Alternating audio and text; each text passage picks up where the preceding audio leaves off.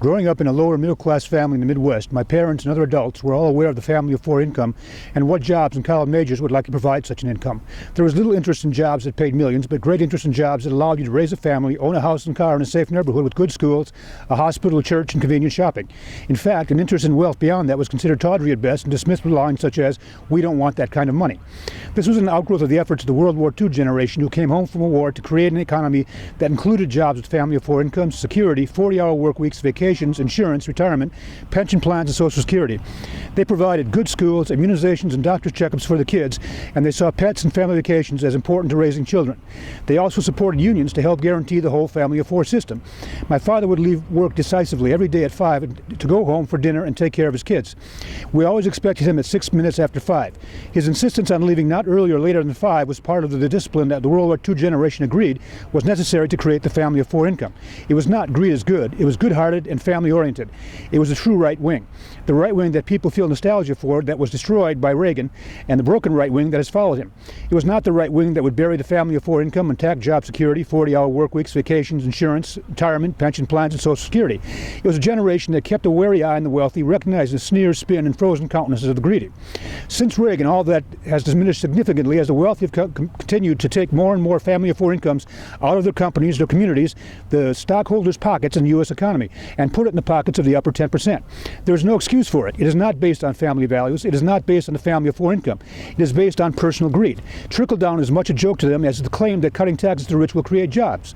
Both are snide dismissals of a thinking public who recognize that trickle-down and cutting the taxes on the rich are merely more hands in their pockets, taking away the wealth that have rightly earned and which deserves to go to their families.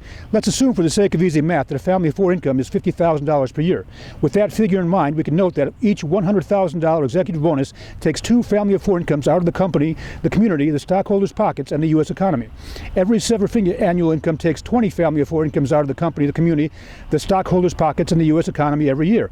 Every nine-figure annual income takes 200 family of four incomes out of the company, the economy, the community, and the U.S. economy every year. One $25 million severance package for failed performance takes 500 family of four incomes out of the company, the community, and the U.S. economy every time. The presence of ATMs saved banks billions in salary packages, and yet rather than paying us 50 cents each time we use it, they charge us instead and think that we are unaware of the guile behind this. There are countless examples of the shiftless, cunning, conning mentality of the broken right wing, but little as yet that can be done about it. They turn to us and say, we're going to take cuts in Medicare and the minimum wage and shamelessly turn around and give themselves millions in bonuses for having done so. They turn to us and say, like Sherman Klain, don't complain, go out and get a job and earn your wealth. This jaded, sadistic dig is just one of the many that are eating at the hearts of the American public. The wealthy act, walk, and talk like perps and pimps because they are. The American family look, act, and walk and talk like Vicks because they are. They aren't that good, we are. They did not provide the talent, the creativity, hard work, inventiveness, and social skills necessary to run a business. We did. They merely developed a set of financial tools to wrench the profits from us and line their own pockets. They lower the wages, remove benefits, raise our fees, and then when we have the audacity to say, my child needs a doctor or my grandfather is bedridden, I can no longer care for him, they say, you should have thought of that earlier, you should have worked harder. And then for the brilliance of those rejoinders, they give themselves another $1 million bonus and create a nine-figure income for a crony. They are not making this wealth, they are taking it, and it's time to take it back. They do not grow their companies, their communities, or the U.S. economy. In fact, the problems in America today are precisely a result of this shift in the distribution of wealth and this destruction of the inventor, the talent, and the creative, and it is attributable to one thing and one thing alone, the greed of today's wealthy and their inability to make judgments about anything other than the size of their wallets and their next bonus.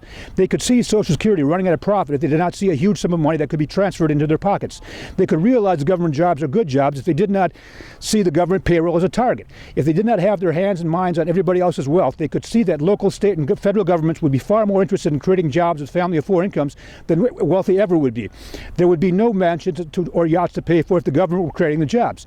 The right wing has gone so far off track as to see themselves as the new fascists and the liberals as the new non-Aryans. Jesus Christ was a liberal, and we are all sure that he still believes in giving to the poor, not creating them. The family of four income represents a distribution of wealth that would be expected of a Christian country. The current distribution of wealth looks like the Rome of Christ's time more than anything that developed out of Christianity. The frustration of the American working public is profound and justified, and the Occupy movements indicate the mere tip of an iceberg of a growing mass movement to get jobs, houses, and families back from the broken right wing that took it, the evil broken right wing that took it. Fortunately, there's a solution at hand to return the distribution of wealth to the way it was in the 50s. We simply need to surtax the rich. President Obama had a 5.6% surtax on the rich on the table. It was then whittled down to 3% and is now out. It was in his American jobs package. And we can look at this as a good start that hits exactly the right note. We can surtax them to pay the national debt. We can surtax them to fix Social Security. We can surtax them to put student grants and loans back on the table to the levels they were in the 70s. We can surtax them again and again and again until the wealthy sit up straight, fold their hands nicely on the table, admit they were wrong, and put the money back. We can also be sure that a surtax the rich bill is as easily available and as easily implemented as a draft bill. The former defend us from the rich who have demonstrated they can become internal enemies, and the latter to defend us from external enemies. There is no need for discussion or debate. This is not about a fair tax. It is punitive. We can make or break the 2012 election around the surtax. President Obama has one ready to go. How about the family values right wing? Let's get a surtax.